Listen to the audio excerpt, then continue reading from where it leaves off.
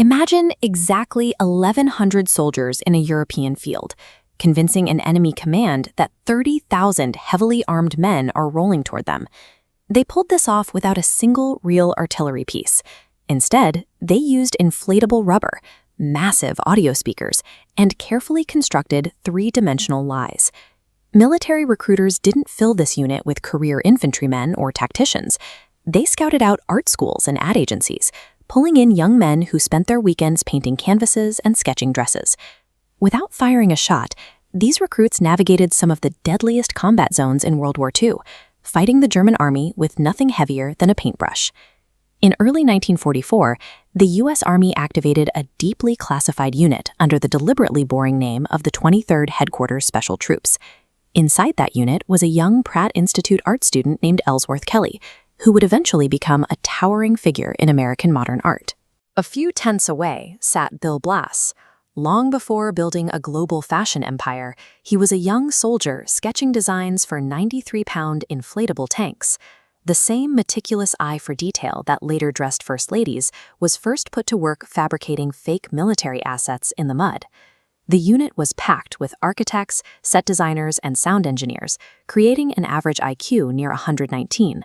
The military had accidentally assembled a highly elite traveling art school, but this specific art school was about to be deployed straight to the bleeding edge of the European combat theater, entirely unarmored. To build the illusion, they broke the deception into three parts. First was sight. Using pressurized air, 4 men could inflate a full-size dummy Sherman tank in about 30 minutes. The supply chain was so highly classified that the factory workers sewing these rubber panels back in the States were told they were manufacturing simple target practice dummies. If a fake tank is perfectly camouflaged, a reconnaissance plane sees absolutely nothing. The trap fails. They had to camouflage props badly on purpose, leaving enough rubber exposed to look like a clumsily hidden high-value target. Next came sound. Working alongside engineers from Bell Labs, the unit broadcasted authentic recordings of Fort Knox armored divisions through massive amplifiers, throwing the noise of rumbling treads and shouting commanders up to 15 miles away. The final layer was the story. Radio operators tapped out fake Morse code traffic, mimicking the exact typing rhythms of individual enemy targets, and impersonated real generals to feed bad intelligence directly into German wiretaps. When they went off duty, the performance continued. Soldiers sat in local French cafes, staying completely in character and loudly dropping fake troop movements for any listening spies to overhear. The unit tested the waters shortly after D-Day by simulating a fake Mulberry Harbor at night, turning on massive floodlights to successfully draw artillery fire away from the real port.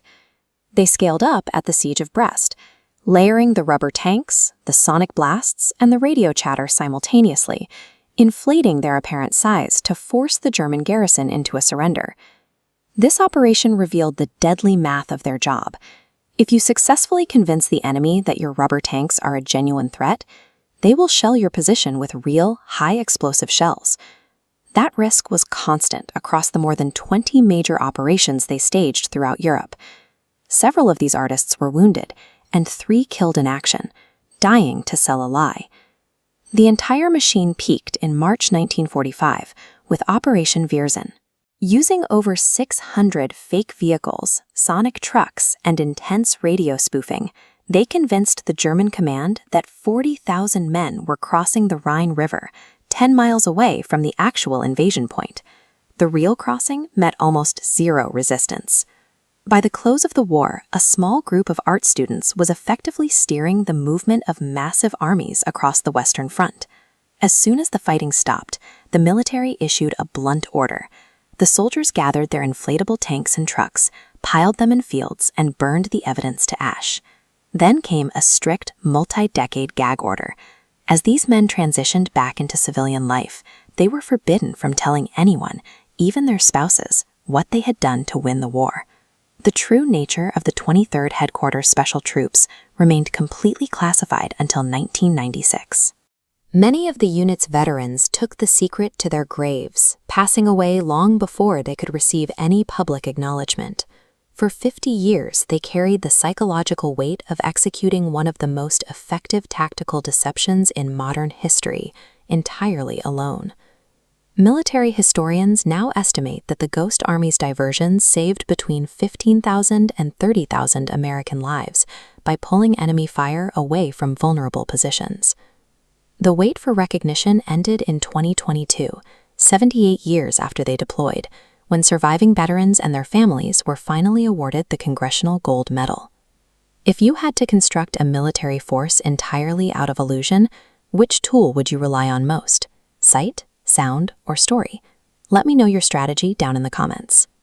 The men who sketched out fake tanks and wired massive amplifiers proved that, under the exact right conditions, human imagination is every bit as lethal as traditional firepower. Thanks for watching.